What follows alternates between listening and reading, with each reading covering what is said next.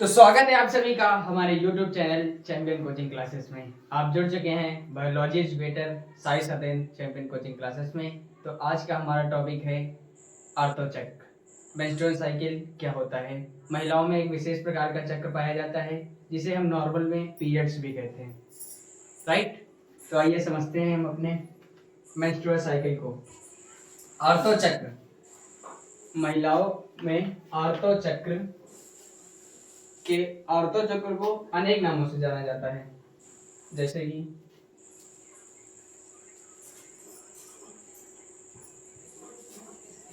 रजोधर्म,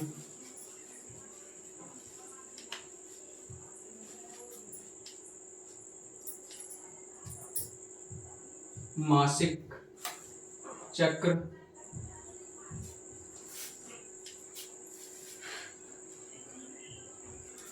या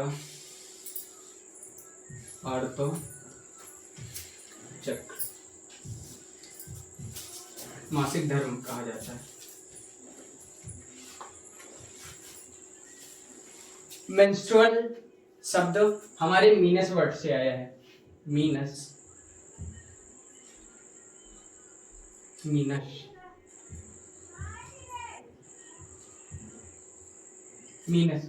का मतलब होता है मंथली, मतलब कि मंथली, महीने। साइकिल आपको पता है, साइकिल एक चक्र होता है। तो हमारे महीने में होने वाला चक्र, मतलब कि महीने में दोहराया जाने वाला चक्र को आर्तोचक्र कहते हैं। कॉन्सेप्ट क्लियर है?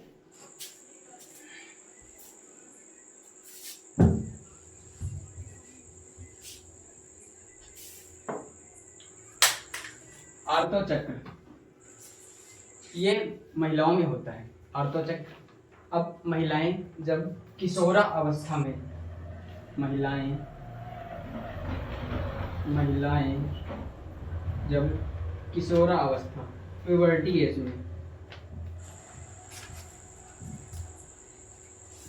में पहुंच जाती है, मतलब 13 से 14 साल की उम्र, 13 से 14 साल की हो जाती है, तो ये आर्तोचक्र प्रारंभ हो जाता है। आर्तोचक्र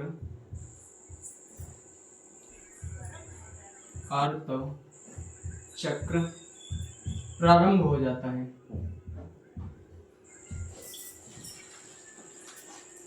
महिलाएं जब किशोरावस्था, मतलब प्यूबर्टी एज, ये जो महिलाएं कह लें, बालिकाएं कह लें, ये जब 13 ये 14 वर्ष की हो जाती हैं, तो इनके शरीर में हार्मोन्स लेवल मतलब बढ़ता है, तो उसके कारण आर्तोचक्र होता है। तो आर्तोचक्र, आइए पढ़ते हैं उसके बारे में। आप इतना स्क्रीनशॉट कर लीजिए।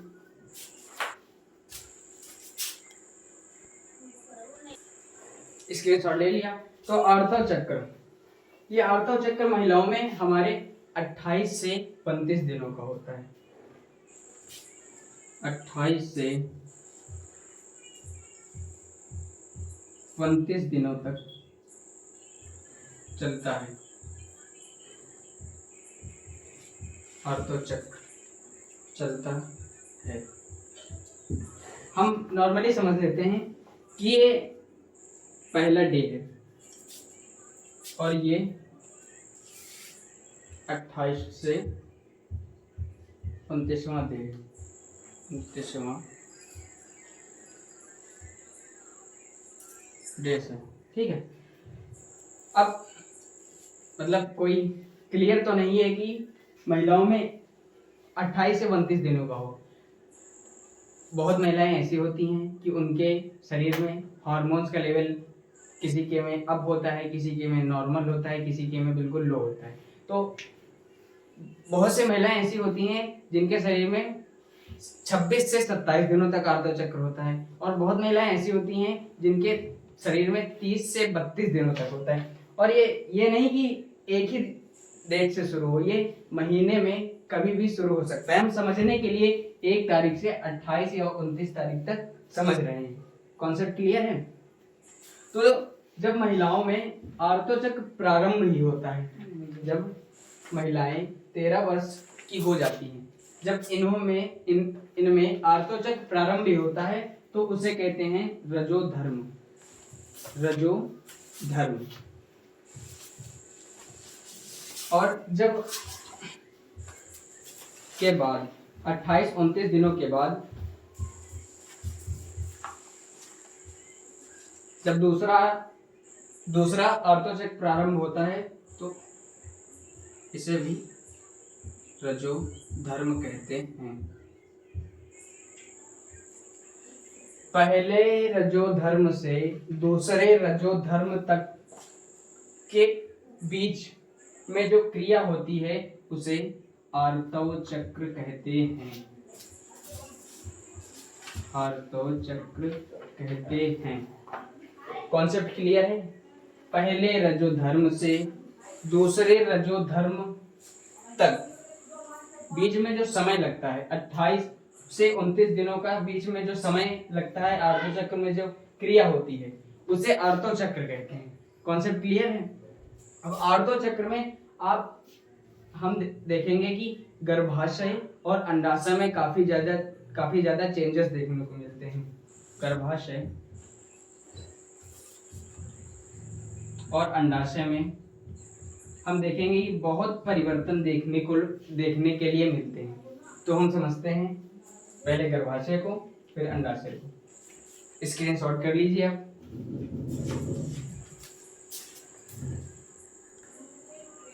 स्क्रीनशॉट हो चुका है, तो चलते हैं हम गर्भाशय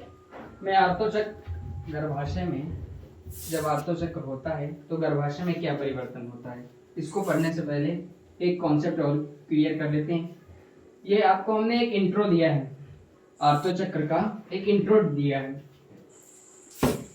आर्तव जब प्रारंभ होता है, आर्तव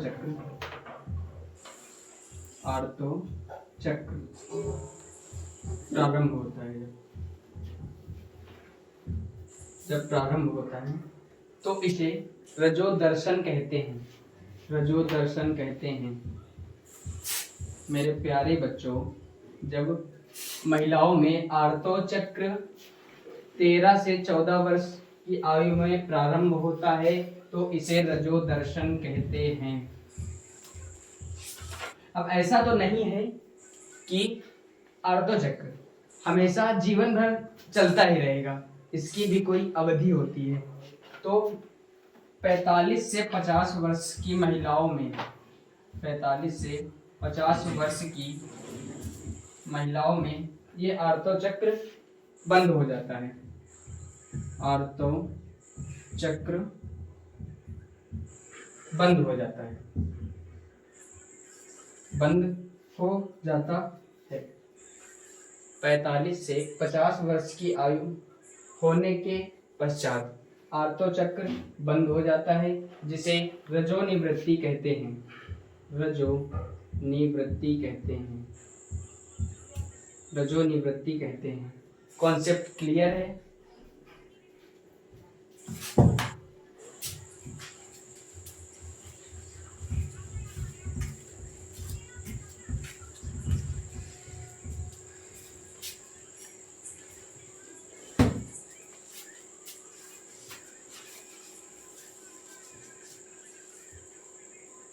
ये रहा हमारा फर्स्ट डे और ये 28 से 29 डे। गर्भाशय देखते हैं, गर्भाशय में क्या परिवर्तन होता है।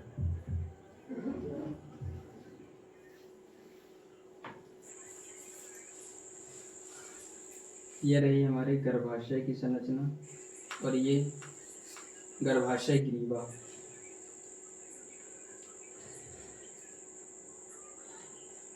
ये हमारी फैलोपियन ट्यूब। आपको पता है कि इसके अंदर 3 परतें उपस्थित होती हैं। नंबर 1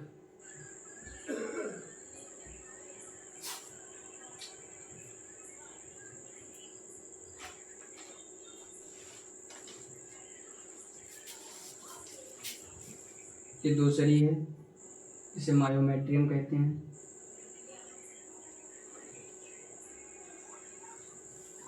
ये तीसरी परत, जिसे हम एंडोमेट्रियम कहते हैं। अब यही जो परत है endometrium, endometrium, perimetrium, myometrium, endometrium, हमारी जो एंडोमेट्रियम परत है, एंडोमेट्रियम परत के टूटने के कारण, ये जब एंडोमेट्रियम परत टूटती है तो हमारे मतलब मादाओं के शरीर से, मतलब योनि से ब्लड बाहर आता है। एंडोमेट्रियम परत के टूटने के कारण आर्तो चक्र प्रारंभ होता है। जब यह एंडोमेट्रियम परत टूटती है तो महिलाओं की योनि से ये परत रक्त के माध्यम से बाहर आती है। कॉन्सेप्ट क्लियर है?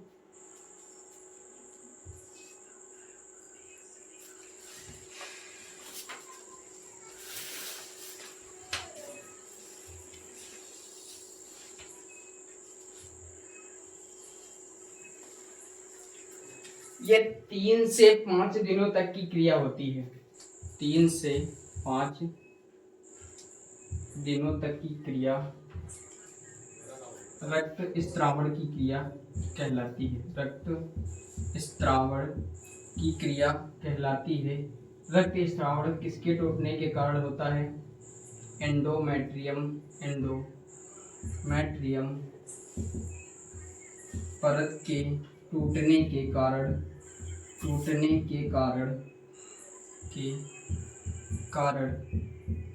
होता है।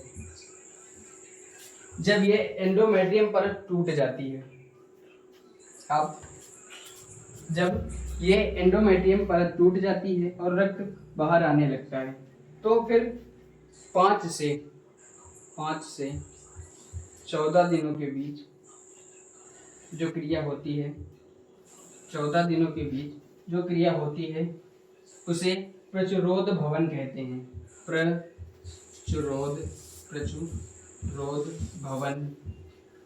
भवन यानी कि निर्माण। ये एंडोमेट्रियम परत का दोबारा निर्माण होता है। प्रचुरोद भवन प्रवस्था कहते हैं। प्रचुरोद भवन प्रवस्था कहते हैं। कॉन्सेप्ट क्लियर है? जब 3 से 5 दिनों में हमारी परत टूट रही थी, जब परत टूट जाती है तो 5 से 14 दिनों के बीच हमारी परत टूट चुकी है। 5 से 14 दिनों के बीच प्रचुरोद भवन प्रवस्था होती है, जिसमें हमारी एंडोमेट्रियम परत दोबारा से बनने लगती है। कॉन्सेप्ट क्लियर है? यही 14वें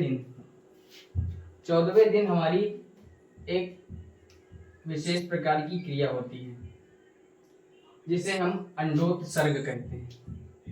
अंडोत्सर्ग कहते हैं। ये क्रिया क्या होती है? हमारे अंडाशय से ग्राफियन पुटक फट जाता है, तब द्वितीयक अंडक बाहर निकल आता है। द्वितीयक अंडक बाहर निकल आता है, वो द्वितीयक अंडक अंडवाहिनी में पहुंच जाता है। जब वो द्वितीयक अंडक अंडवाहिनी में पहुंच जाता है, उसी क्रिया को अंडोत्सर्ग क्रिया कहते हैं। कॉन्सेप्ट क्लियर है? तो इतना स्क्रीनशॉट कर लीजिए। स्क्रीनशॉट हो चुका है। तो हमने क्या देखा? जब 14वें दिन, यदि यहाँ पर हमारा अंडाणु आ चुका है, यदि 14वें दिन किसी मनुष्य ने सेक्सुअल इंटरकोर्स किया और वहां उसका शुक्राणु यहाँ पर उसके शुक्राणु का अंडाणु से संलयन हो जाता है, तो फिर ये परत दोबारा नहीं टूटेगी, क्योंकि इसी परत के कारण हमारे भ्रूण का परिवर्धन होता है। यदि 24 घंटे के अंदर किसी भी शुक्राणु का यहाँ पर आगमन नहीं हुआ, क्योंकि हमें आर्तो चक्र के बारे में पढ़ना है। आर्तो चक्र तब पूरा होगा जब दोबारा से हमारी एंडोमेट्रियम परत टूटेगी। यदि 24 घंटे के अंदर यहाँ पर कोई शुक्राणु संलयित नहीं होता है, तो यहाँ पर एक 14वें से 28 दिन की एक प्रवस्था होती है, जिसे हम स्रावी प्रवस्था कहते हैं, स्रावी प्रवस्था कहते हैं। इसी प्रवस्था में एक हार्मोन्स रिलीज होता है जिसे एस्ट्रोजन हार्मोन्स कहते हैं। ये हार्मोन्स हमारे एंडोमेट्रियम परत को काफ़ी ज़्यादा स्ट्रॉन्ग करता है। तो कॉन्सेप्ट क्लियर है। आइए समझते हैं अंडाशय, गर्भाशय के साथ साथ हमारे अंडाशय में यही प्रक्रिया क्या होती है। ये सब हार्मोन से होता है, वो हम आगे पढ़ेंगे।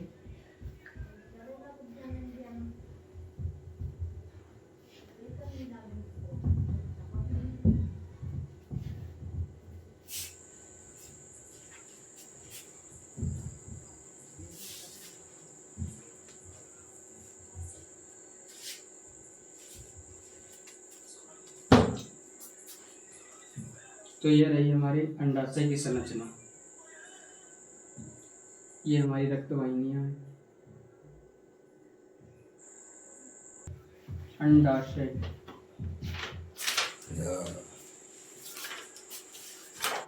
ये हमारी रक्त वाहिनियां। आपको पता है 1 दिन से 14वें दिन तक की प्रक्रिया, 1 डे से लेकर 14वें दिन तक, इसमें 14वें दिन तक जो प्रक्रिया होती है उसे पुटकीय प्रवस्था कहते हैं। पुटकीय प्रवस्था, पुटकीय प्रवस्था क्यों कहते हैं? आपको पता है कि हमारे अंडाशय में यहाँ पर पुटक होते हैं। पुटक, प्राथमिक पुटक, द्वितीय पुटक, तृतीय पुटक और ये चौथा हमारा ग्राफियन पुटक। ग्राफियन पुटक, यहाँ पर हमारा द्वितीयक अंडक होता है। द्वितीयक अंडक, अब ये जो पहले डे से लेकर 14वें डे तक पुटकीय प्रवस्था हो रही है, इसे पुटकीय प्रवस्था क्यों कहा गया? क्योंकि पहले 1 दिन से 14वें दिन तक हमारे पुटकों का निर्माण होता है। 1 दिन से लेकर 14वें दिन तक हमारे पुटकों का निर्माण होता है और यही पुटक निर्माण होते होते, जब ये पुटकों का निर्माण होता ही है तो इनसे एक हार्मोन्स रिलीज होता है जिसे एंड्रोजन हार्मोन्स कहते हैं, एस्ट्रोजन हार्मोन्स कहते हैं, एस्ट्रोजन हार्मोन्स कहते हैं। और यही एस्ट्रोजन हार्मोन्स हमारी एंडोमेट्रियम परत को और ज्यादा मजबूत बनाता है। अब 14वें दिन यहाँ पर एक अंडोत्सर्ग की क्रिया होती है। 14वें दिन अंडोत्सर्ग प्रवस्था होती है। क्या होती है अंडोत्सर्ग प्रवस्था? 14वें दिन हमारा ये जो ग्राफियन पुटक है, ये LH हार्मोन्स अत्यधिक रिलीज होता है, तो ये जो ग्राफियन पुटक है ये फट जाता है। ग्राफियन पुटक फट जाता है और इसमें जो द्वितीयक अंडक है वो हमारी फैलोपियन ट्यूब में, ये जो द्वितीयक अंडक है ये हमारी फैलोपियन ट्यूब में पहुंच जाता है। फैलोपियन ट्यूब में पहुंच जाता है और जब ये फैलोपियन ट्यूब में पहुंच जाता है द्वितीयक अंडक, तो ये जो खाली बचा है, ये जो हमारा ग्राफियन पुटक है, जो खाली संरचना बची है, तो ये एक संरचना का निर्माण करती है जिसे हम पीत पिंड कहते हैं। पीत पिंड कहते हैं और यही पीत पिंड एक हार्मोन्स को रिलीज करता है जिसे हम प्रोजेस्टेरॉन हार्मोन्स कहते हैं। प्रोजेस्टेरॉन हार्मोन्स कहते हैं और यही हार्मोन्स, ये जो प्रोजेस्टेरॉन हार्मोन्स है हमारी एंडोमेट्रियम परत को और ज़्यादा मजबूत बनाता है। जब हमारा ये अंडाणु फैलोपियन ट्यूब में पहुंच गया है, यदि यहाँ पर 24 घंटे के अंदर कोई भी मनुष्य सेक्सुअल इंटरकोर्स करता है तो यदि वो शुक्राणु इस अंडाणु से संलग्न हो जाता है तो ये हार्मोन्स अपना काम करते रहेंगे। लेकिन हमें आर्तोचक्र की प्रक्रिया पढ़नी है, इसमें हमें दोबारा से वो जो एंडोमेट्रियम परत है वो तोड़ना है, तभी आर्तोचक्र की प्रक्रिया पूर्ण होगी। तो हमें यहाँ पर यदि 24 घंटे के अंदर कोई भी मनुष्य सेक्सुअल इंटरकोर्स नहीं करता है और हमारा ये जो अंडाणु है ये नष्ट हो जाता है। तो आगे की प्रक्रिया क्या होती है आइए बताते हैं।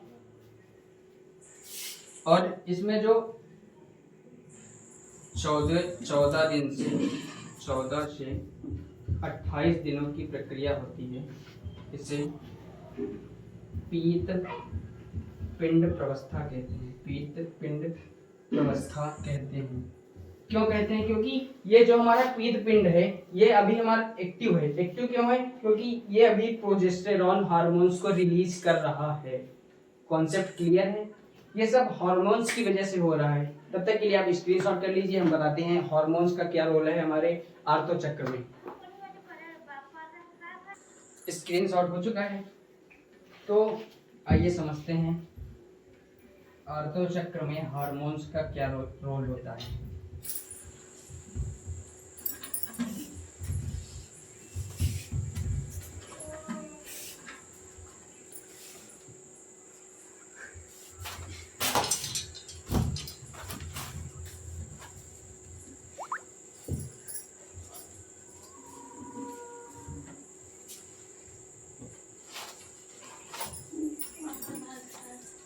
ये जो हाइपोथैलेमस होता है, हाइपोथैलेमस, ये हाइपोथैलेमस थैलेमस होता है जो एक हमारे हार्मोन्स को रिलीज करता है। महिलाओं में एक हार्मोन्स को रिलीज करता है, gonadotropin releasing hormones. Hypothalamus gonadotropin releasing hormones को स्रावित करता है जो महिलाओं के पीयूष ग्रंथि को एक्टिवेट करती है। पीयूष ग्रंथि को एक्टिवेट करती है और यही पीयूष ग्रंथि दो हार्मोन्स को रिलीज करती है। Number 1 LH hormones, number 2 FSH hormones. FSH hormones. आपको ऐसे पता चल रहा है follicular stimulating hormones. Follicular stimulating hormones तो ये हमारे अंडाशय में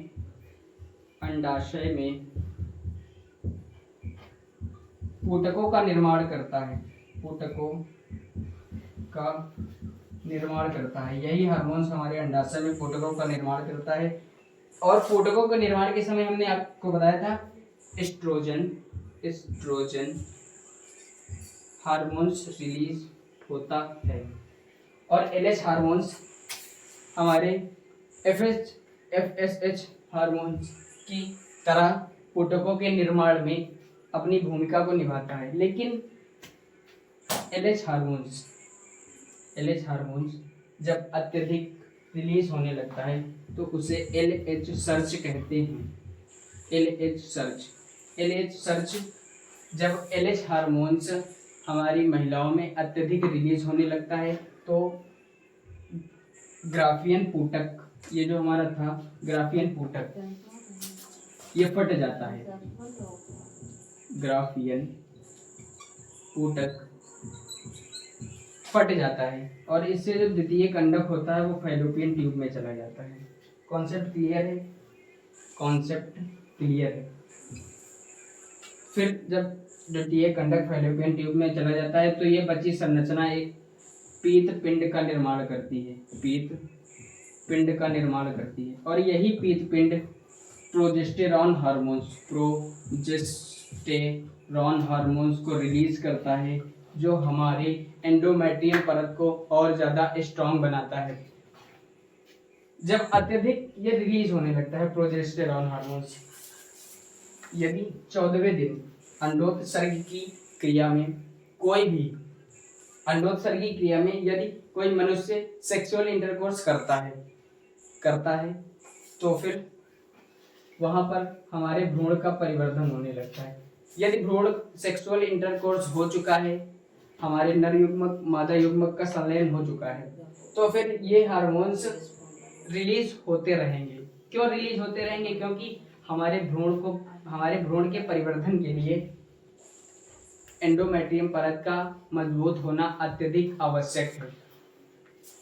यदि 24 घंटे के अंदर कोई भी अंडाणु शुक्राणु अंडाणु से संलयित नहीं होता है तो फिर ये जो हार्मोन LH और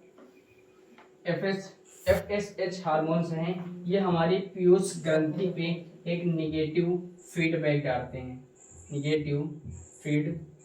डालते हैं, जिसकी वजह से ये जो हमारे प्रोजेस्टेरॉन हार्मोन्स और एस्ट्रोजन हार्मोन्स रिलीज हो रहे थे ये धीरे धीरे कम हो जाते हैं। अब ये जब कम हो जाते हैं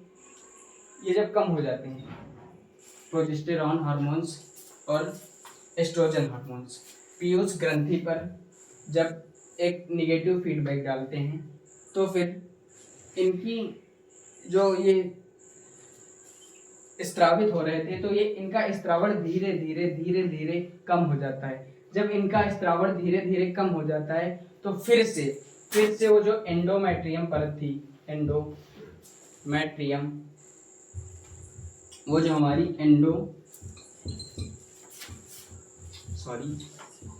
एंडोमेट्रियम परत जो थी वो फिर से टूटने लगती है तो दोबारा हमारा रजोधर्म स्टार्ट हो जाता है। आपको समझ आया होगा। ये जो हमारा हाइपोथैलेमस होता है ये एक गोनेडोट्रोपिन रिलीजिंग हार्मोन्स को स्रावित करता है जो पीयूष ग्रंथि को एक्टिवेट करता है और हमारी पीयूष ग्रंथि दो हार्मोन्स को स्रावित करती है। Number 1 LH hormones, number 2 FSH hormones, follicle stimulating hormones, जो अंडाशय में पूटकों का निर्माण करने में सहायता करता है और यही पूटक एस्ट्रोजन हार्मोन्स को रिलीज करता है जो हमारी एंडोमेट्रियम परत को और ज़्यादा स्ट्रॉन्ग करता है। और LH हार्मोन्स ये पूटकों के निर्माण के समय हम पूटकों के निर्माण में अपनी अत्यधिक भूमिका निभाता है। जब LH हार्मोन्स 14वें दिन अत्यधिक रिलीज होता है, मतलब काफी हाई लेवल में रिलीज होता है, तो इसे LH सर्च कहते हैं। 14वें LH जब अत्यधिक रिलीज होता है तो जो हमारा ग्राफियन पूटक होता है वो फट जाता है। ग्राफियन पूटक के फटने से जो द्वितीय कंडक होता है वो ग्राफियन पूटक के बाहर आ जाता है और ये जो बची हमारी खोखली संरचना होती है इसे पीतपिंड कहते हैं और यही पीतपिंड एक प्रोजेस्टेरॉन हार्मोन्स को स्रावित करती है जो हमारे एंडोमेट्रियम परत को